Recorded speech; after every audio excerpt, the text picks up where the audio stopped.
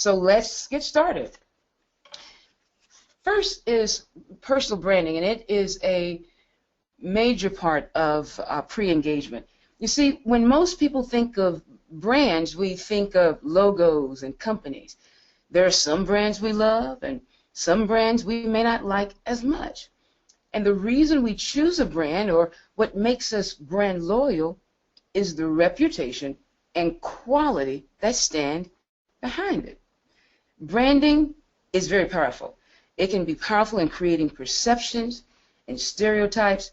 And you all know what these are. These are things that people hold in their head. And these thoughts could be positive or negative about a brand or service or even you. And we'll get to that in just a moment. So for example, some companies with strong brands and identities, you quickly have thoughts about them when you hear their names. At least I do. Apple, innovative and cool. Google, fun place to work. Mercedes-Benz, prestige, money. See, labels and conclusions can be drawn about a company based on their brands. And most importantly, branding can set expectations, especially on quality or service levels.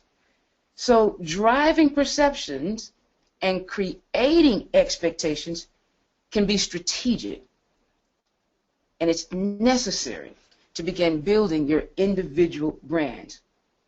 And guess what? You're building your brand each day through how you show up at school, at work, at home, in your communities, and online. We'll also talk about that. Your brand is simply the outward reflection of who you are. So who are you? Before selling yourself, you must know yourself. And here are some questions to ask yourself as you begin to describe and put together a narrative around who you are. And once you get these answers, they should be incorporated in your resumes, in your documents, and in your social media. So, what are your strengths? What are you already known for? What are you passionate about? Again, these answers, guys, will help shape who you are online and on paper and in an interview. This is what I want to hear about you in these interviews. How would you like to be remembered? What does success mean to you? So this exercise is very important on the front end as you begin to craft your brand. Okay? Here's 5 quick steps also in building your brand. Erica? So be true to yourself. Your brand starts and ends with you. You cannot be anyone else but yourself. In fact, my grandmother used to say all the time, be yourself because everyone else is taken. Be yourself because everyone else is taken. So know what that is. Take your personal inventory. Be honest. Know what you're strong at doing and perhaps where you have developmental areas. Know that about yourself too. Also, don't over or undersell yourself and not promising on a brand that you can't deliver. That's why this has to be real and has to be who you really are. And always bring your best self online, on paper, and in an interview.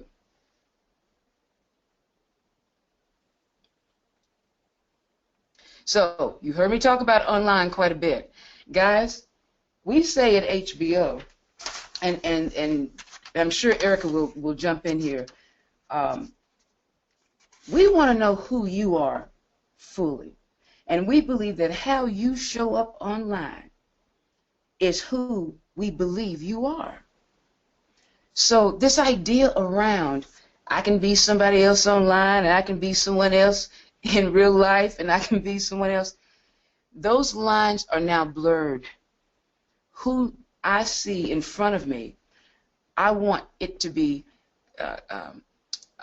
connected to who you are online. I want there to be continuity and truthfulness and authenticity in every area. So here's what you do to build a strong media presence. please get active. And you're going to hear us say this a couple times. When you're in your job search, staying active on LinkedIn is big. If you're not familiar with it, find people who are and build you a profile. Everyone uses LinkedIn. 90% of recruiting that's done at HBO is on LinkedIn. Now, there are many other sources, but LinkedIn is a place we go. And when we go there, we want to know that you're there. You're perhaps even engaging in conversation. This is how you're building your presence and your brand. Highlight your interests, your skills. Spell check, double check that profile. Make sure there's no misspellings and that there's correct grammar, because judgments will be made about you with how you write and how you show up online. Join groups, start a discussion. Erica, anything to add on dues? Yeah, I work primarily. Sorry, can you guys hear me? Okay, I'm sorry. I'm trying to get this technology right.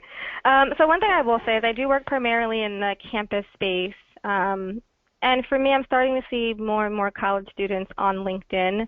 We're starting to look for more and more college students on LinkedIn as well. What I will say is having no LinkedIn profile versus having a really strong one really makes a difference. Me personally, if I have two candidates who are both really strong, have great resumes, great backgrounds, and I'm torn between who I'm going to pursue for the role, I'm going to more likely go with the person who has an online presence. Who has a strong profile. It really is your digital image. Your LinkedIn profile really is your online resume, so really take it to heart. And that's what I would say. The other good rule of thumb is to Google yourself. Hopefully you've Googled anyone that you've interviewed with, you've Googled yourselves, your professors, but you want to know, you want to be self-aware of what is online about you. You want to know what images are popping up. You know, is your Twitter profile or your LinkedIn popping up as well, and what do those look like? Because if you don't know, then you're not sure. How do you control it? How can you contain it? And how can you manage it and make it the best it can be? So. Very good. You'll also be surprised to know that many people, not many, but several profiles that I've viewed oftentimes don't even have a picture. So before we get into posting inappropriate images, make sure your profile is complete with a photo. I had someone to ask me just recently, should they leave it off if they're a person of color? And I said, of course not. You should absolutely put the picture up. In fact, let that work for you. Companies are driving big now on a lot of diversity initiatives. And I'm not just saying because you are black or brown that you're going to get a phone call, but I know I would help them out with that. Don't look at it as a negative. It is absolutely part of who you are, part of your brand, part of the story you would tell about yourself when you're in front of me. So please include that. So regarding pictures, no inappropriate images, no overly opinionated content. Do not be polarizing online. Like, I stand for this, I am only this. And I know that I said be yourself, but understand that there are times when things could become polarizing or even offensive. Do not complain about past employees and past jobs online. I've seen that. No offensive. And not too much time on social media. There's also a perception about someone who's posting every 5 minutes as well. Would you do this at work? Are you so engaged that you wouldn't be able to separate if I were to hire you? So these are some of the things that happen and things that we think about while we look at who you are online.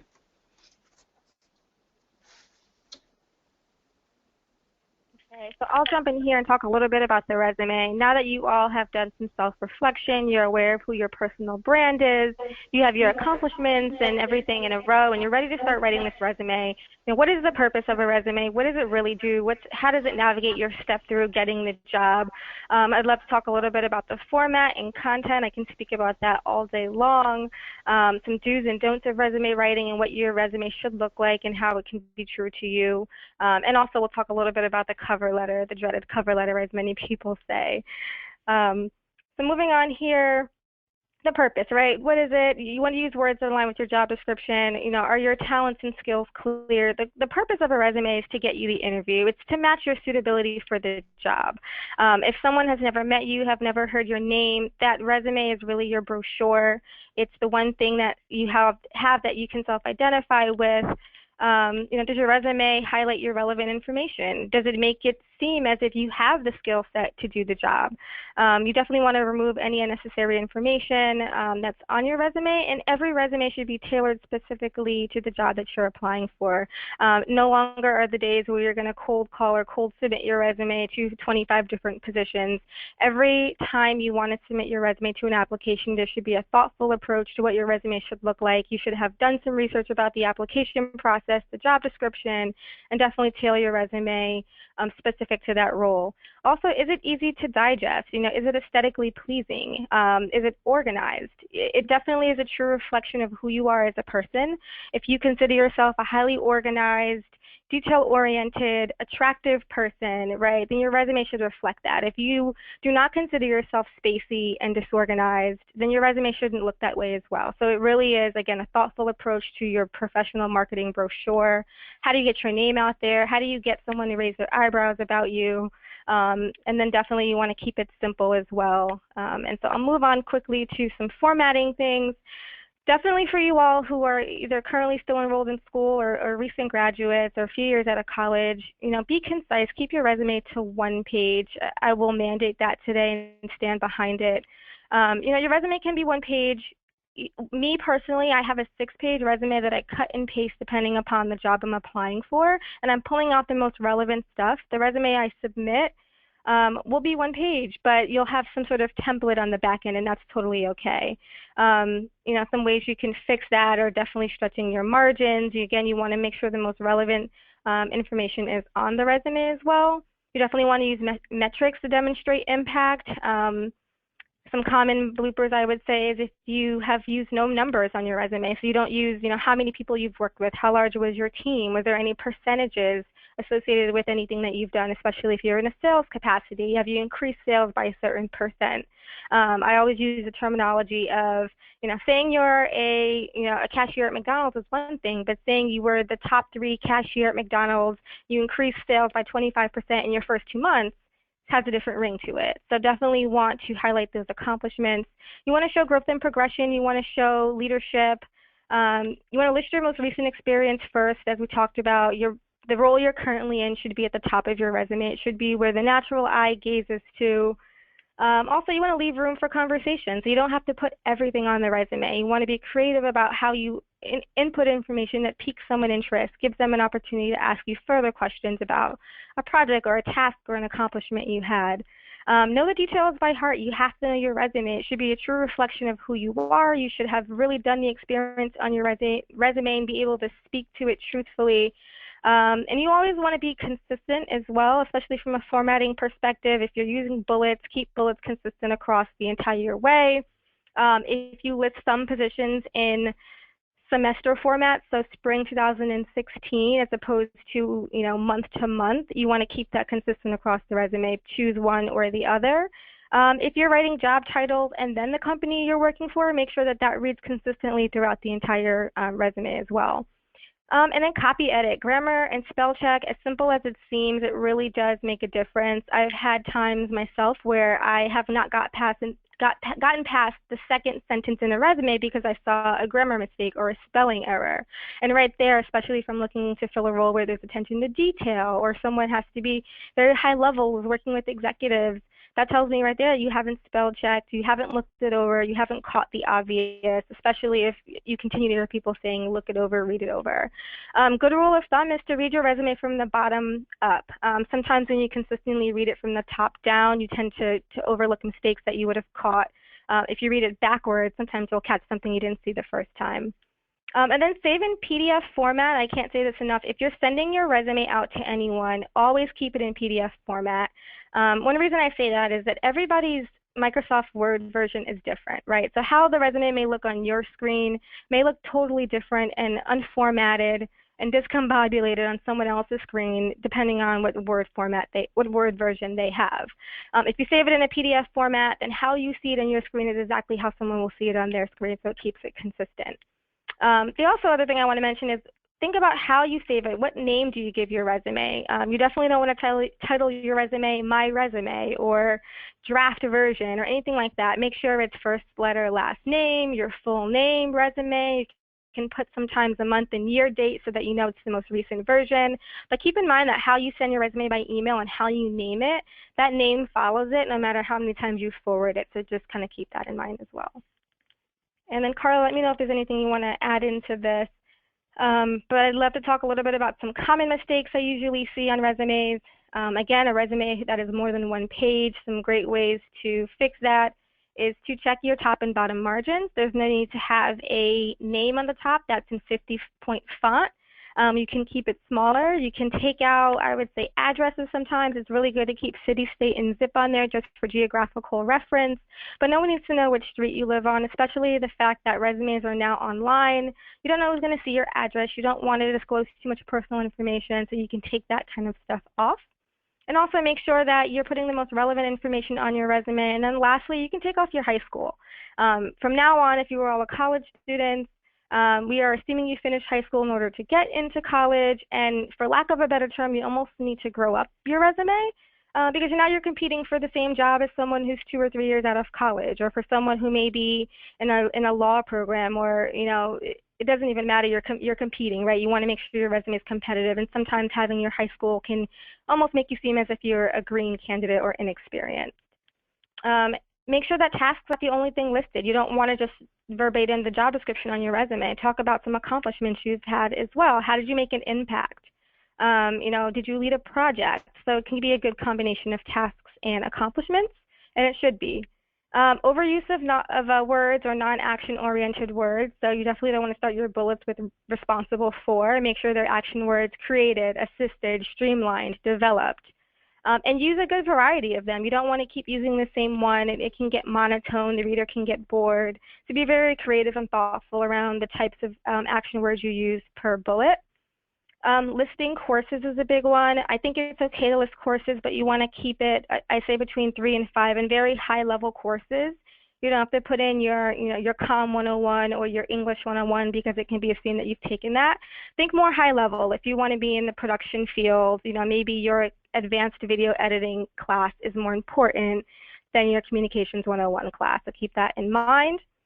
Not having a skills section can be extremely detrimental to your resume. There are many times where there's a hiring manager who's looking for the basic qualifications. Someone has Excel experience, or basic qualification, they have used some sort of Adobe Creative Suite, for example. And many times the recruiter will skim directly to the skills section to see if you even meet the basic qualifications. It can be assumed that you've had some exposure to Microsoft Office Suite, but if it's not on there, the recruiter won't know. You don't want to give anyone a reason to cast you out of the net, to say that you're not qualified for a role. So especially, and keep that skills section to very either technical or hard skills. No longer do you need to put, I am detail-oriented, or I'm a fast learner, or I work well in high-paced situations.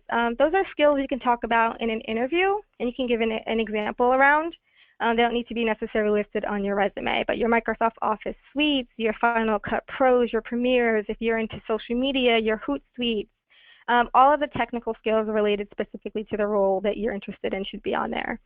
Again, not using any numbers or amounts or percentages. Give some size, scale, and scope to what you're doing. Let someone know, what's the team look like? How much have you done? Put some depth into it.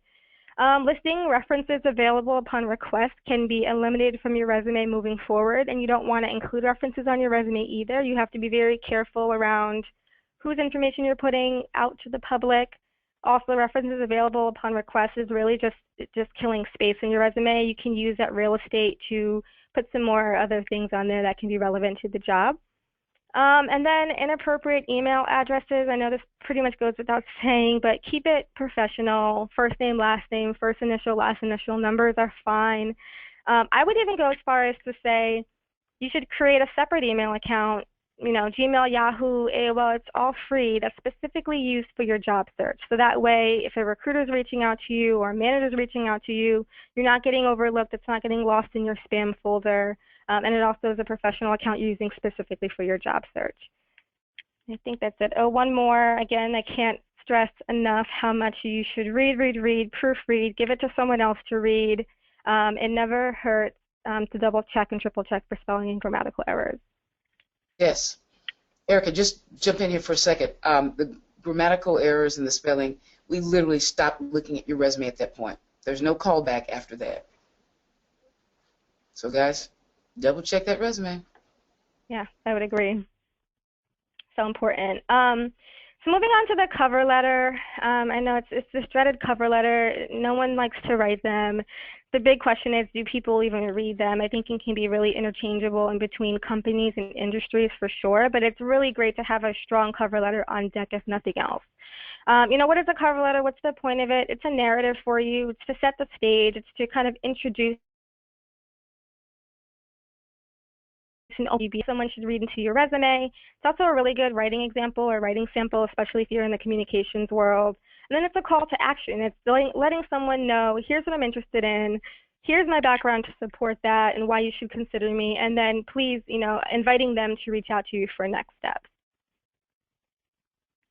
Would love to show you some good and bad examples of resumes and cover letters, just to give you some context. So this one here, I consider this a really bad resume. I'll just call out a couple things, and Carla, feel free to jump in here. But to me, it's disorganized. The formatting is off. You can see the bullet points on the left-hand side are all at different points in the margin.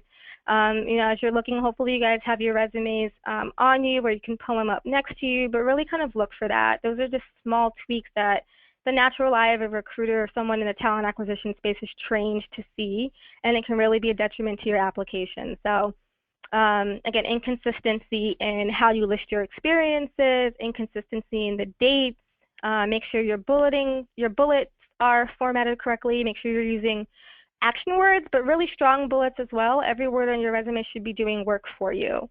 Don't waste this real estate. You don't want to see too much white space. Really use it to your advantage to really get the best out of here. You can see there's some of the information's in capital letters, some in lowercase. Consistency is really key. Again, this resume should be aesthetic and pleasing to the eye. It shouldn't give someone a headache. The minute someone sees a resume that makes their head hurt, they're going to go on to the next candidate. There's no reason to look further. So really, really keep that in mind and be true to that.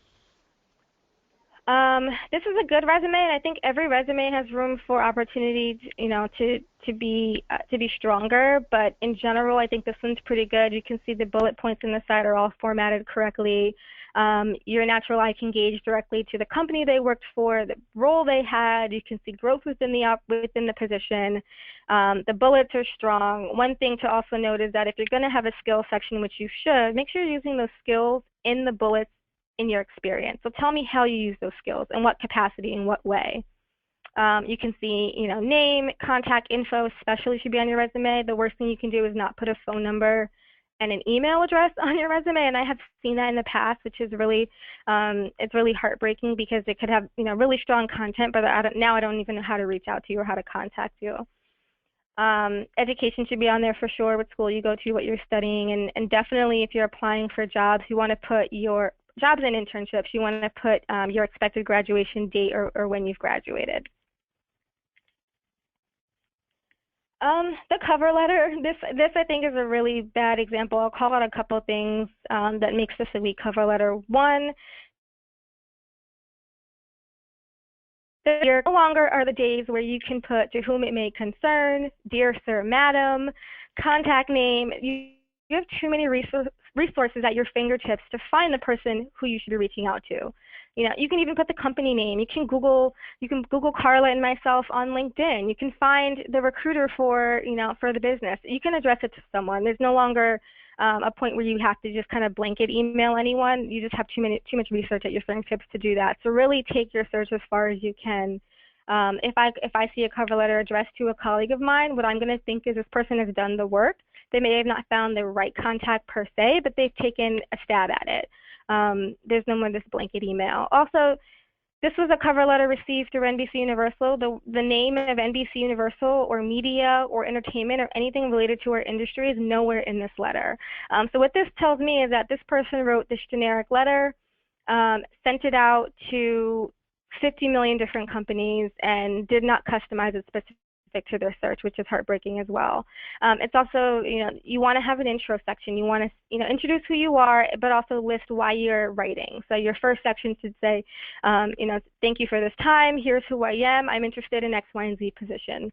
The second paragraph is where you really get into the bread and butter, the meat of why you're a good fit for the job. So what are the relevant skills or roles you've had that would really be a value proposition to the role that you're applying for. And then you want to wrap it up, short and sweet and concise. Thank you for your time. Here's how you can contact me. I welcome an opportunity to have further conversations. This one does unfortunately not do that. Here's a better one. And this one is, first section, it mentions one of my colleagues, and so you're almost name dropping and you're using your network. So as opposed to just blanket emailing saying I found you on the website, I've done some research. I know someone in the company that also speaks to it. Throughout the entire cover letter, you can see the interest in media. You can see their interest in entertainment. They've talked about some positions, why they would be a good fit. They've wrapped it up at the end, talked a little bit about their qualifications. So to me, this is a strong cover letter. So hopefully the obvious shows. And then there are a couple of resources. There are tons of resources actually you can go to online. I mean, you can do a simple Google or Yahoo search. You can use LinkedIn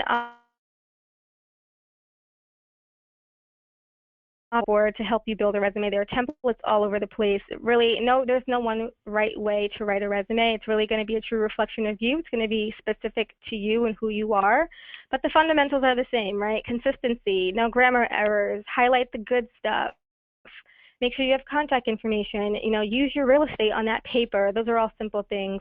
I'm going to toss it over to Carla quickly to talk a little bit about the muse.com, which she used specifically at HBO as some resources. Mm-hmm. The muse.com is the ultimate, at least is how we describe it, it's the ultimate career finder and career guidance destination for millennial job seekers. It's the only place where you can get a behind-the-scenes look at job opportunities with a company, some of the hottest, most exciting brands to work for. HBO has a page there. We take you in our offices. We have interviews of some of our recent interns, some long-term employees, and this is in absence of us having and we're working on our career site right now. So we don't have that, and we're using the Muse.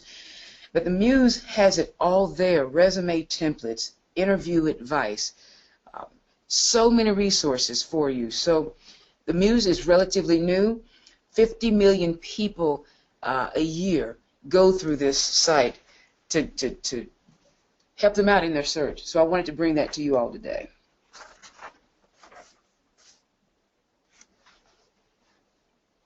And then, specifically for those of you in the early career space looking for entry-level jobs or internships, the search is extremely important. We wanted to provide you a couple of really key go-to ways to find the opportunities out there. There are some you're going to find specifically on job boards that'll be easy to find at the hit of a button.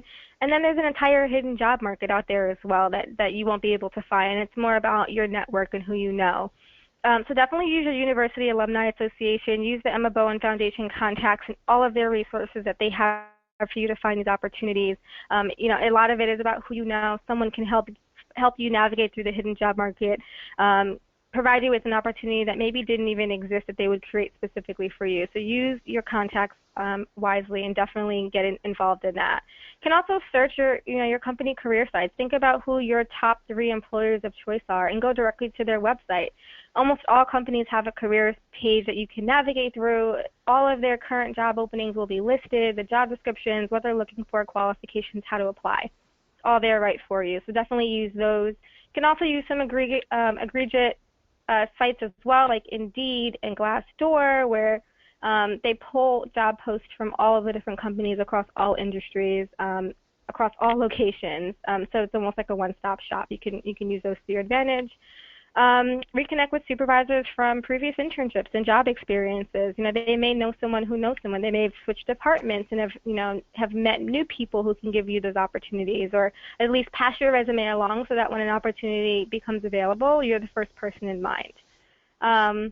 Have more than one inside contact, so I can't stress that enough. You need to know more than one people. If you send out your resume to 10 people, you may not get a response from 10 people, and that's okay, but you may get a response from 2 really good contacts that can put you in touch with the right people and help propel that into your next opportunity. And then LinkedIn is gold. I feel like I'm a lobbyist for LinkedIn so much. I don't work for LinkedIn, but I will say it definitely helps students and people of interest who are looking for job opportunities. It's a great way to get exposure, to get online presence, but it's also a good way to find jobs too. They themselves have their own sort of job board where you can click on there and find all the opportunities to apply for as well. Yes, I just want to jump in here for a second. Guys, there's a website, or actually a source that I found a couple of years ago, and it is still very, very good for even entry-level jobs in media and entertainment. It's called Synopsis.com. I don't know if many people know it, but it's Synopsis, Synopsis.com. Please jot that down. You'd be surprised how many brand new entry-level jobs that are posted weekly. They come out with an open jobs list in media and entertainment every week. Synopsis.com.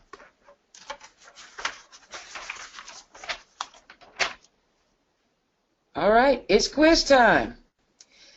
So, let's see. So, Michael, are we ready to poll our participants? Yes, we're going to launch quickly our first of a few quizzes. Just a little scenario quiz, folks. So you won't be graded on this afterwards. No pressure, but we'd love to hear from you, and you should be able to see that shortly. You realize you're going to be late for an interview that you're headed to. What do you do?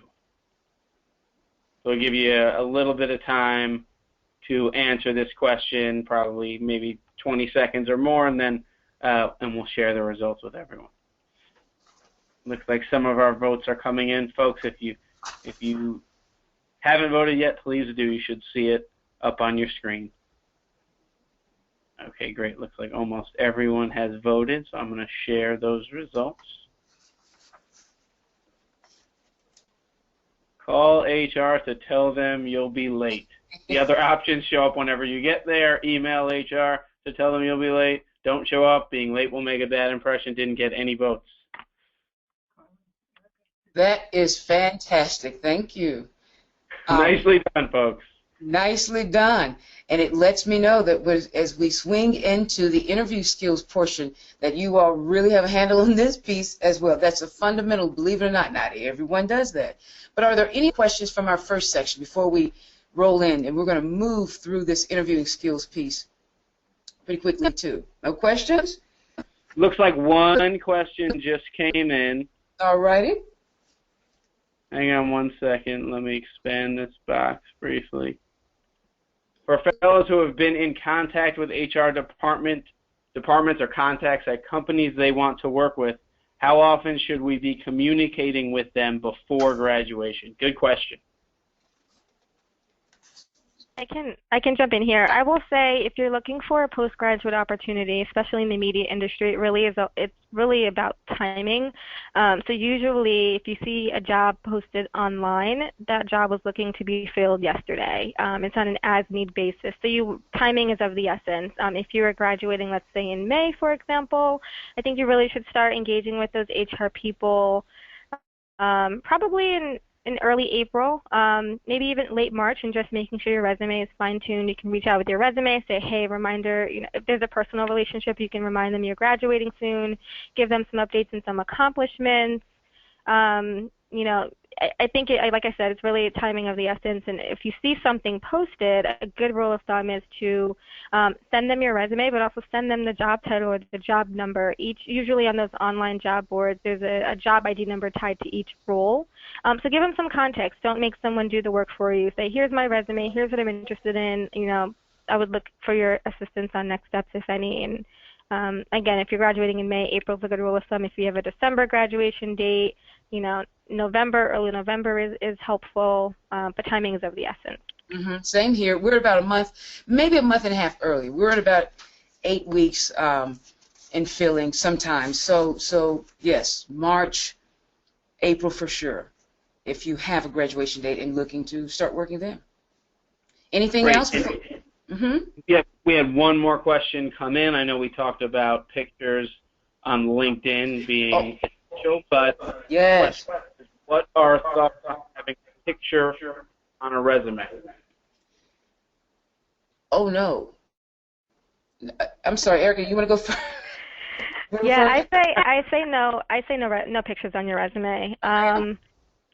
For one, and I guess this will depend upon what you're looking to do. For one, if you're looking for a job or internship here, to me, seeing a photo on a resume tells me you want to be on camera, and maybe you're not really looking for the types of opportunities we offer or what you're applying for specifically on the business side or on the production side. I don't know. I think it takes up space. I'm not a fan of photos on the resume at all. I was just about to say that. Use that space to tell your narrative. We'll get that picture online. Thank you. Right, and we had one. So the questioner asked, I'm interested in applying to positions overseas, particularly in London, but I've heard that it's better to wait until only a couple of months before to apply. What would you suggest in terms of trying to find work overseas and applying? Tough one. So I've never, it's a tough one. I've never specifically recruited for international opportunities. I would imagine, if you're looking to apply, a lot of that's going to be with how do your relocation, how are you getting over there, when can you start work? In my opinion, to me, that sounds like a larger process. So I would probably start identifying those opportunities sooner and getting your resume out there sooner. But typically, if you're looking for anything, there's some sort of if it's an internship or a postgraduate opportunity, there's some sort of timeline involved in it, especially if it's overseas. I would give yourself some more time. We do recruit. We have some positions now posted internationally. And some of the things that we hear from our international office is that they actually are looking for people who live in London, and they want to find them first before paying to move someone over or going through the legalities and immigration paperwork. So they usually start with a talent pool wherever they are. And I actually have recruiters say that. However, if you're still interested, your sense is right, Erica. Sooner rather than later. Find out whether or not they're even engaging in conversations with overseas candidates. Is that good? We have one. The question just keeps on. And I think I might be, if one of you could mute, just because I think I'm coming through as echo. So the question is actually a follow-up on the picture question. What about a logo instead if you have a personal brand logo? I would say simple is better. If you're a graphic design student or you're in the creative services world, and obviously we want to see your talent on paper. It depends on how you do it. It's really about how you execute that creative piece of it. If it's taking over too much space or it's overwhelming to the resume, then you can, simple is better. But again, if you're in a creative space and you're looking to show your personality on paper, it can sometimes work. It's very subjective. And even in that creative space, I've seen some resumes overdone. If you really want to show your work, bring your portfolio, show that, send me a link. Simpler is better. You want someone to read and capture and extract from that document very quickly who you are and what you can bring to the table. Good question. Good. Great. I think we have covered all the questions so far. Okay, so we'll move on to the interview. Actually, I had one more come in, and I know we're taking up a bit of time, but I figure we might as well get to them. How would you go about looking and applying for jobs in a field different than what you have experience in? That's a good question. That's a very good question. And I've actually answered it several times, and have talked to people who are looking to even pivot and shift disciplines or industries. And it will start with you building a network and getting to know people and having informationals with people in the discipline or in the field that you want to move to. I would not start just right out applying for roles, because you're going to obviously get the first question. So what experience do you have in fashion? And you just left accounting. So the goal is going to be for you to learn as much about the new industry that you want to move to through your networking, through contacts, through informationals, through your own research, and making sure that this is where you want to go, and crafting a narrative around why you are pivoting, because that's question number 2. What makes you want to leave this for that? So spend that time. That's going to be part of your branding, spending time around how to share that story. Erica? Yeah, I agree, and that's a good place you can use the cover letter for, too, is to really tell the story as to why. I mean, if I'm in media, let's say, and you came from the accounting industry, and I see your resume is strictly banking and finance, I'm going to want to look at that supplemental information to figure out why you're applying here, what you're really interested in, and that's really, again, you can use that cover letter, the cover email to tell that narrative. Also, make sure you're pulling out your transferable skills. If you're looking to get into the creative space, talk about some stretch assignments or passion projects you work on outside of work, and highlight that stuff, too, in your resume. It doesn't always have to be the traditional work experience that's on your resume. You want to pull out all the stuff that's important or that's relevant to that role. Yes, yes. Sounds great. I think we might have 1 or 2 more questions coming in, folks. What we'll do is we'll try and either get to those later on or make sure to get them to Carla or Erica after, so we have time to get back to the presentation. So Carla and Erica, feel free to proceed. Okay, we're going to zoom through this too. So Erica, we're going to really click through these slides, because those questions are key, and this engagement, this interaction is important, getting those questions answered. So we all know what a job interview is. It's a formal discussion for the employer and employee, or the candidate, to ascertain the suitability for the job. So we're going to keep rolling, Erica. Even through the value, we know the value of a job interview. It is a crucial part of the search process. It's an opportunity for you to get to know the company and vice versa. Preparation is key. Guys, I cannot stress this enough. Know your audience. Do research on the company.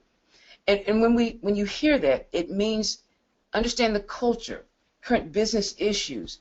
What did the CEO talk about last month? Go to YouTube and find him on panel somewhere and see what's important to him and what's important to the company. So you can bring that information to your interview and have this dialogue and conversation around what's important to the company and what you bring that could help close gaps for them. That is huge when that happens. When I have people who are able to do that, they make themselves memorable. And that's what we want to do. And who you're talking to, your person, and you've got to Google them, you've got to go on LinkedIn and know who you're interviewing with, but that company research is critical. Review your resume, of course. Remember we talked about it. Make sure it's clean. Always bring extra copies. Double check your media, social media, which is, again, people may have posted something about you recently, and the moment you leave my office, and if you become a second-round candidate, I'm going online to see who you are. And if there's something that's not appealing, you may not make it through. So certainly double check your media and arrive on time. You all pass the test. If you're arriving late, call us and let us know, versus having us wonder where you are. Always arrive on time. Be early. I had a boss tell me, if you are early, you are late.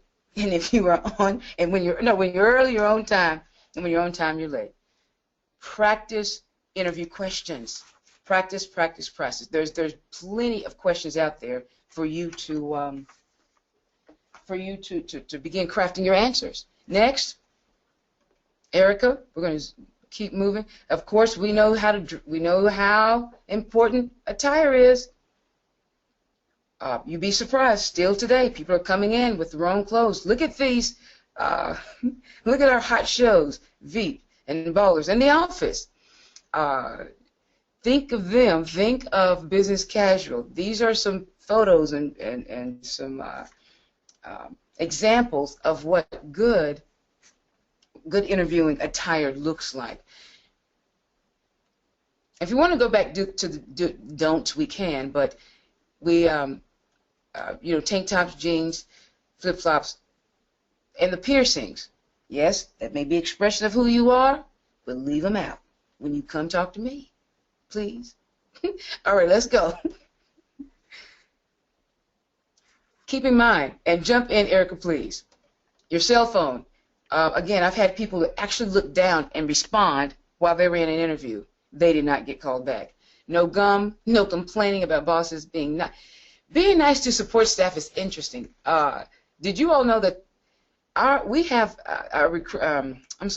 receptionist, as she's walking resumes back, or as she is walking candidates back, she will give us input on how she was treated or talked to when you came in.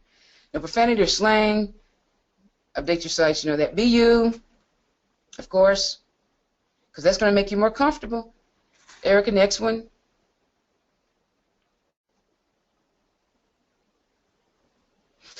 FaceTime. Here's the live interview.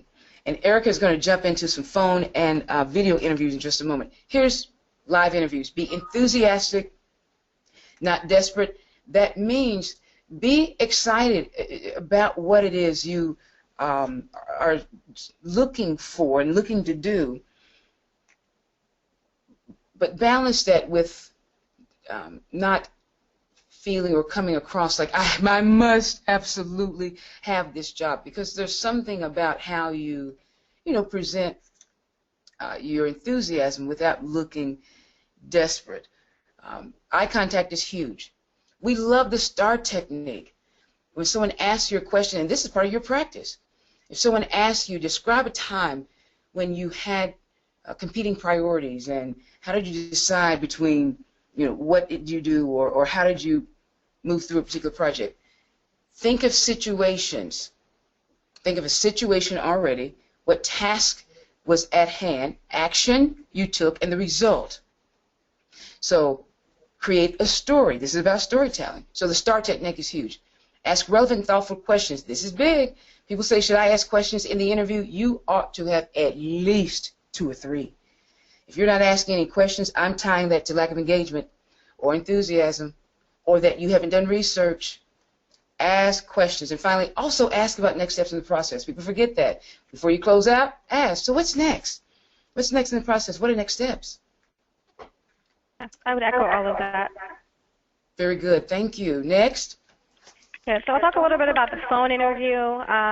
Critically important. This is just as important as an in-person interview. You really have to take it seriously. Again, treat it as an on-site interview. Be professional. Be prepared.